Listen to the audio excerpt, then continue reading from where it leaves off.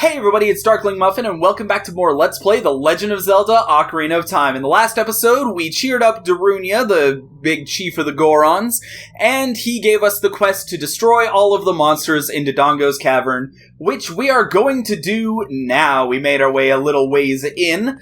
Over here, you might notice this sort of cracked wall here. It's not as obvious in this version as it is in the N64 version, but if you go ahead and take a bomb, you can blow it up using the bomb flower. So that's a nice little thing. Inside this room, we got ourselves a business scrub. This business scrub is actually quite a helpful one. I'm going to use my last Deku Nut. I was saving the Deku Nut from the Lizalfos for this very moment. This guy will sell you one Deku stick, and I have 20, so I'm not gonna buy it, but that is something that's very helpful because you're gonna need some Deku sticks in the next section here. Not for these guys are Dodongos. Watch out for his fiery breath. Use L targeting techniques. So there's two ways to fight this guy. You can either wait for him to do his fire breath attack, do it, and then get behind him and attack his tail. Okay. He'll do a little spin around, and then you gotta get out of the way, because... Oh, we got him. We got him. Alright. Attack his tail, they're weak in the tail. They have sort of armored heads. I actually really like the way Dodongos look in this, but there is another way to fight these guys, and I'm not sure I'm gonna be able to pull it off right now. If not, I'll show it later, but if you throw a bomb... Oh, shoot, it blew up. You know, I'm gonna do this. I'm gonna manage this, alright? It's gonna work. If you throw a bomb right in front of them, they will... Well, it was a little glitchy, but it ate the bomb, and that instantly kills them. It's a little bit tough to do with bomb flowers, because the bomb flowers are so far away. There's another one. There it is. Anyway, you see all these unlit torches, so that's how that's how you're supposed to fight or not fight the Dodongos. That's how you're meant to, Did I slash the first one, or did that one take less hits? I'm not actually sure what's going on here. There is a lit torch and a bunch of unlit torches. We know what we do here. We know how to solve this puzzle. We did this a whole dungeon ago. We did it a whole dungeon ago. You don't even know. I don't know what I'm doing anymore with the accent there. But anyway, let's continue on. And this switch here, I should have showed off earlier, but if you go to the left, that door is locked, and those two other places, those aren't actually doors. But we can step on the switch, and it opens up that door there. Now, I'm going to go ahead and hop our way across using these raising and lowering platforms. I actually probably should have done this in the first place, but... better late than never, I guess. If you take this bomb flower and blow it up over here, this thing place in the thing, there's a chest behind here, and inside this chest is... Guess what it is, guys. You got a couple seconds to guess. If you don't already know it, guess what it is. It's a map. It's the dungeon map. And... I did sort of want to talk about the dungeon map because this dungeon in particular is quite helpful if you have a look at the map, because you see this sort of room that we're in here, the flashing room. The way that you're supposed to know sort of where to go is that you see a switch up there on that ledge, and you're like, oh, how do I get that switch? You see that door over there leads up to that switch. So this is the sort of thing where if you don't know what you're doing, the dungeon map might actually be fairly helpful. And I do recommend new players to any Zelda game to actually use the dungeon map. I feel like a lot of people write it off as a completely useless item, but if you're in the situation where you don't know what you're doing, it can be helpful. Of course, we're not in the situation where we don't know what we're doing, so it's not helpful. Or at least I'm not. You might be. You might have no idea what's going on. We see a cracked wall, we blowed it up, alright? That's how things go in this world. That is how this world works. This, it might not look it, is a new enemy! Oh god, it's creepy. Armo, stop its movements and then destroy it! Oh gosh. You can try as you might, but slashing it with your sword just simply does nothing. You gotta blow it up. You can also use Deku Nuts on this guy to stun him, I believe, but I don't have any. And once you blow it up, stay away from it, because it will explode. There's Link spun around, yes! That's what I kind of wanted to show off a couple episodes ago when I was lighting all the torches with the big moving pot, is that Link always spins around in that cutscene, but he didn't do it this time for some reason. Anyway, inside this room, very shortly after getting the map, we get the compass, of course. Makes perfect sense. These guys, by the way, these guys are not Armos. They're just regular statues. Going back to this room, this is one of my favorite moments in the game. It's just so cool.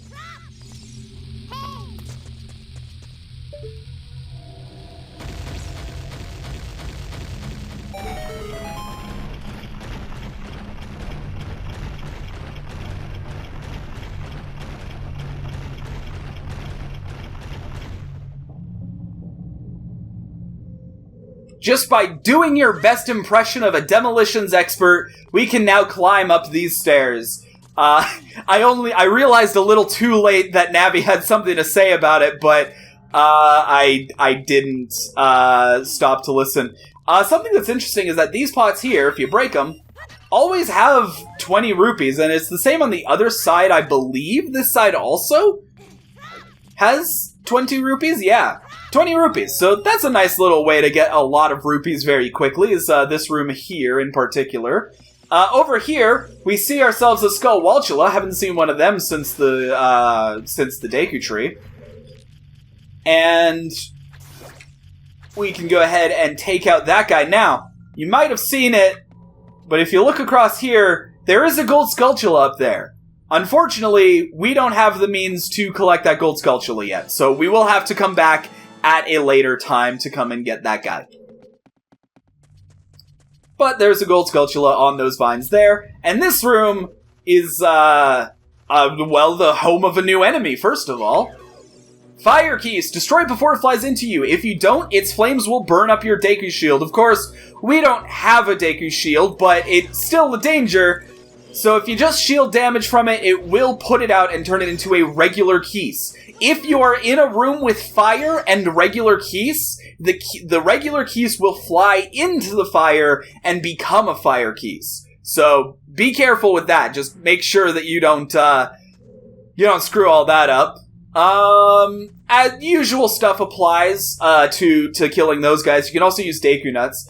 There's a ladder here and a statue here, so we can go ahead and pull this statue out of the way of the ladder so we can hit that switch. These are Armos, by the way. Just wanted... Oh god, I was trying to smoothly activate it and then go around so it doesn't hit me, but that didn't happen. That opens up the door. And, as I said at the beginning, we will end up on these bridges here. We're actually on the bridge closest to the entrance, down there. Pretty neat. Neat little thing. This dungeon is just so cool. It's so cool to be in, man. I love it. Careful of that bridge there, but just walking at normal speed, you can make that jump just fine. This room, I'm not sure about this room. Something about this room. That down there. This is something you can't Z target, and it's not really alive, but should it count as an enemy? I don't know. These are spike traps. Be very careful with them. Do not let them hit you, because they will do damage. They go on set patterns, so... You never know what'll be around the corner in these narrow paths. Use L targeting to always look in the proper direction. This is a useful technique, isn't it? Indeed, you can look around corners. This is something that I was saying at the very beginning. It's a tutorial you don't get until the second dungeon, that you can look around corners with that. We got ourselves a block here. If we go ahead and climb up on this block... Oh no! The way is blocked by a thing! The door, the bombable wall! And there's a bomb here! And a chest! What's in this chest? 20 rupees! We're rich! And we can finally, very long after getting it, we can see on the bottom screen that we have 110 rupees. Before we were capped off at 99, now we have access to 200 rupees with the adult's wallet. Now this, I'm only going to try this once. If you throw this in just the right way, you can get it stuck on that ladder. I'm not sure. This might be easier on the 3DS version than on the N64 because I did it first try. But I would have so much trouble like getting the bomb flower and then throwing it with just the right timing so that it explodes on the door. Before I go up this ladder though and climb up there, I do want to show that if you pull this block all the way out and come down here, just a little recovery heart and a new home. I live here now. This is my home. Get out. Goodbye. All right, let's continue on. There is some stuff over there that you can see, but try as you might, you won't be able to get up there. So we're not going to worry about that right now.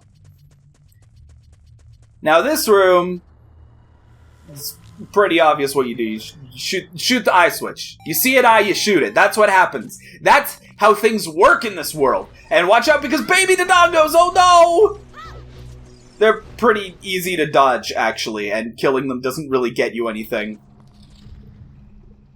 And we get the return of the Lizalfos. These are vengeful spirits, these guys, and they want your blood and bones.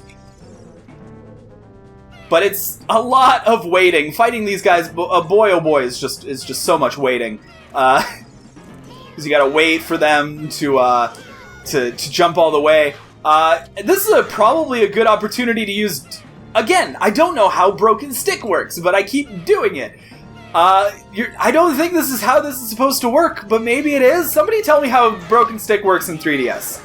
Or maybe I could just look it up. But anyway...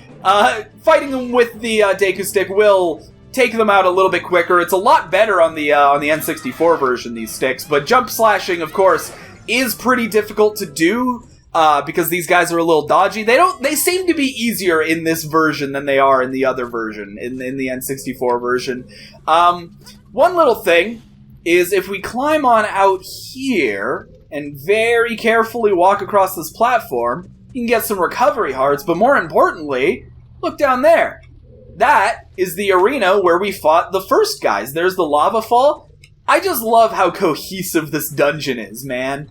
The more I'm thinking about it, I think Dodongo's Cavern might be my favorite dungeon just because of how cohesive of a dungeon it is. It's so nice. But moving swiftly onwards, another eye switch and more fire. Shoot the eye switch, and goodbye to the fire. But it doesn't take out all the fire because the other eye switch is off to your left. I remember having a lot of trouble with this puzzle as a kid, not because I didn't know where the other eye switch was, but because I was really bad at aiming, so whenever I tried to shoot the second eye switch, I would miss a bunch of times and then the fire would come back. I struggled. I struggled a lot. And again, talk about cohesion, that's where we were before. That's where we were introduced to the spike traps, which I don't know if they're enemies or not, but there's a chest here! What's in the chest, boys?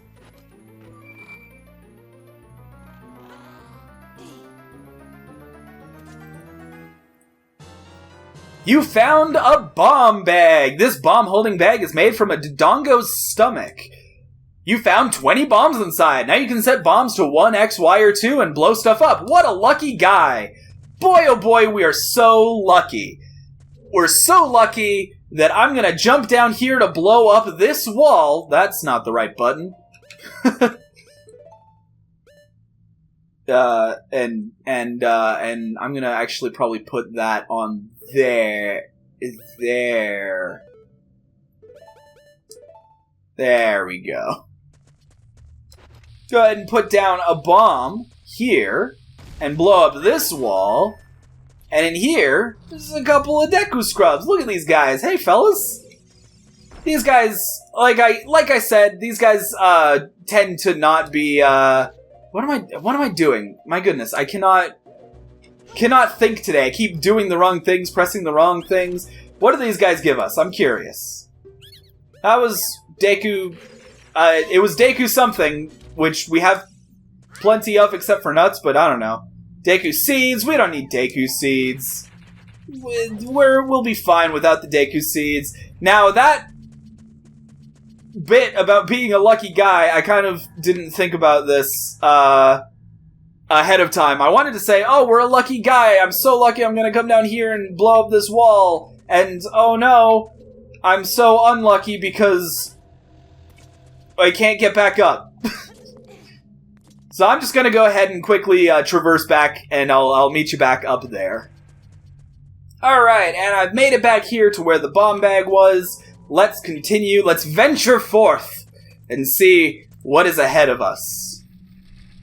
There's a switch on the ground here. Hitting the switch will make this platform rise up. This will be a little... Oh, with that switch on, the moving platform goes higher, so now you can quickly reach the second floor. A very helpful shortcut if we were to happen to fall down. I also switched back to my Deku Shield to deal with the guys, and I didn't switch it back. There we go. Now this plaque here.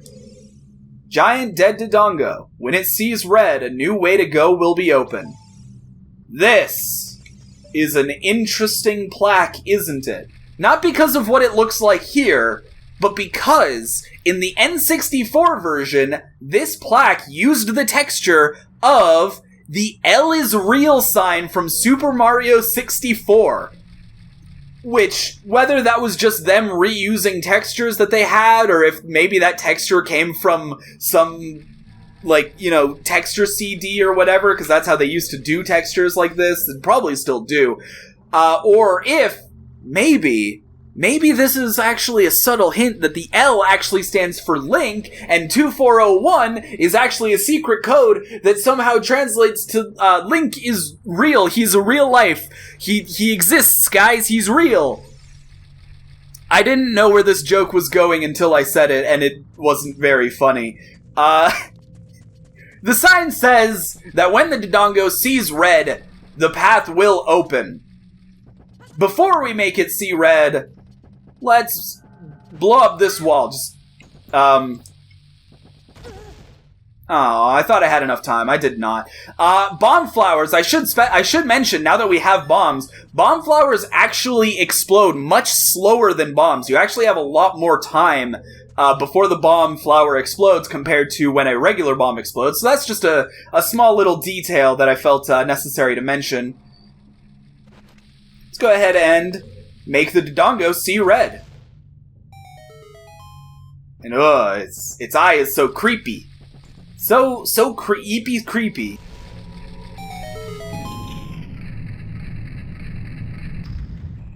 And with that, the way forward is open. And I'm gonna take the safe route. You could just jump down, but I'm not going to. Because I'm, in television smarty boy.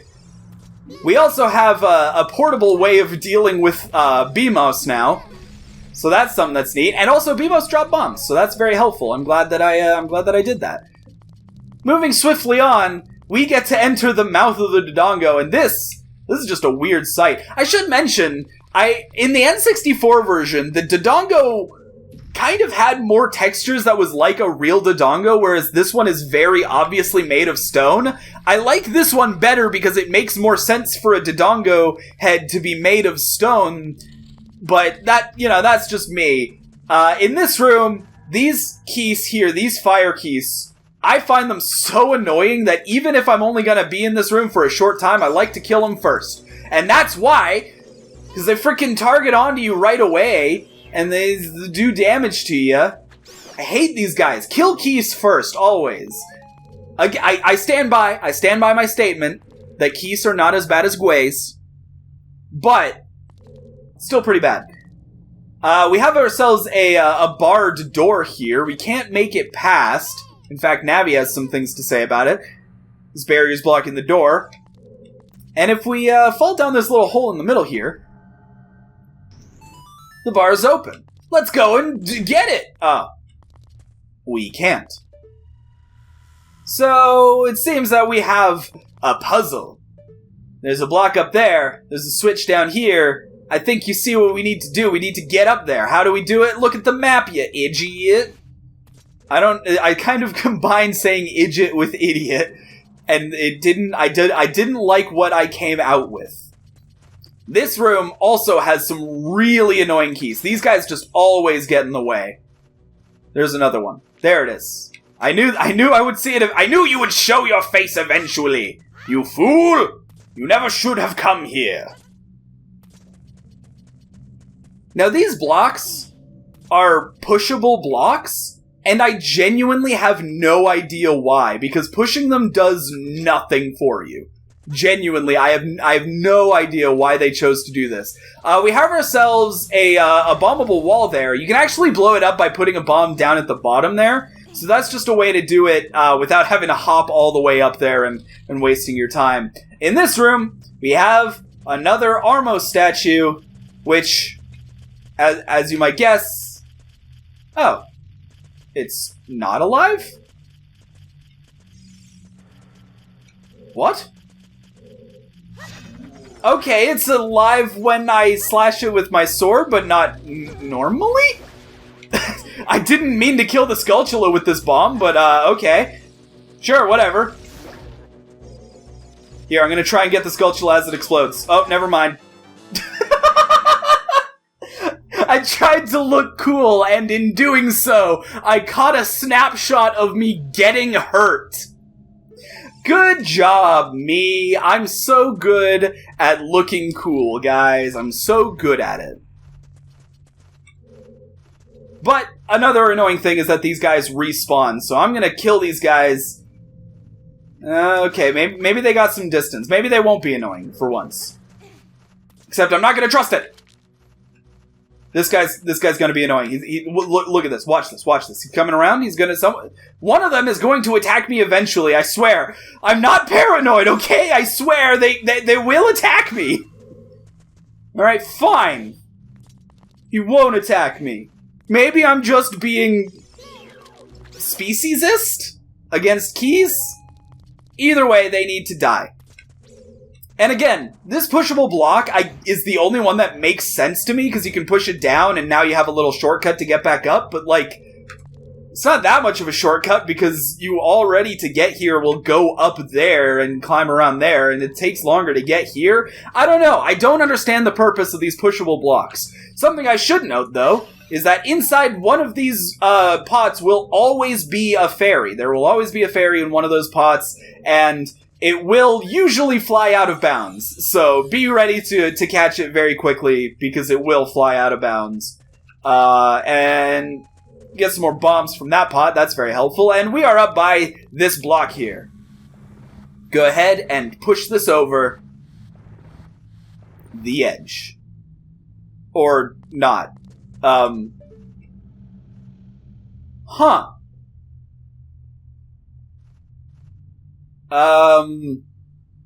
This block is entirely off the edge.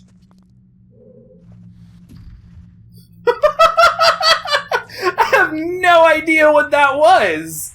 Why did it do that? Somebody explain that to me. Somebody explain. Oh, I got so excited about that weird glitch there that I forgot about the keys. Why am I just having so much weird stuff happen? Ah! Me? Die? Oh, I am having a wild ride in this room today. My goodness. Let's go ahead and push this block the rest of the way onto the switch. Good lord. There. I'm glad it didn't get caught in midair like it did just then. That opens the switch, and when we go in here, you see on the map, this is where the boss room is. Next time on The Legend of Zelda Ocarina of Time, we face the boss, and we get ourselves, hopefully, the Spiritual Stone of Fire. See you guys then.